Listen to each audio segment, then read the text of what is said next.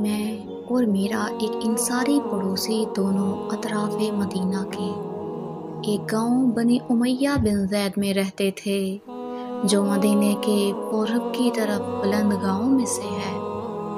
ہم دونوں باری باری نبی کریم صلی اللہ علیہ وسلم کی خدمت شریف میں حاضر ہوا کرتے تھے۔ ایک دن وہ آتا، ایک دن میں آتا۔ جس دن میں آتا اس دن کی وحی کی اور رسول اللہ صلی اللہ علیہ وسلم کی فرمودہ دیگر باتوں کی اس کو خبر دے دیتا تھا، اور جب وہ آتا تھا تو وہ بھی اسی طرح کرتا۔ تو ایک دن وہ میرا انصاری ساتھی اپنی باری کے روز حاضر خدمت ہوا۔ جب واپس آیا تو اس نے میرا دروازہ بہت زور سے کھٹکھٹایا اور میرے بارے میں پوچھا کہ کیا عمر یہاں ہے؟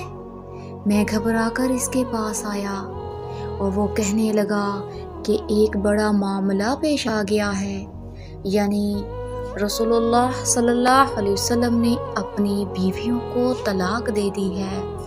پھر میں اپنی بیٹی حفصہ کے پاس گیا، وہ رو رہی تھی۔ میں نے پوچھا کہ کیا تمہیں رسول اللہ صلی اللہ علیہ وسلم نے طلاق دے دی ہے؟ وہ کہنے لگی میں نہیں جانتی۔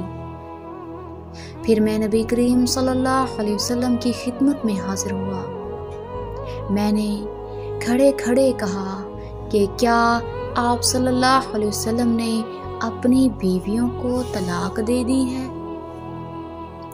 آپ صلی اللہ علیہ وسلم نے فرمایا نہیں، یہ غلط افواہ ہے۔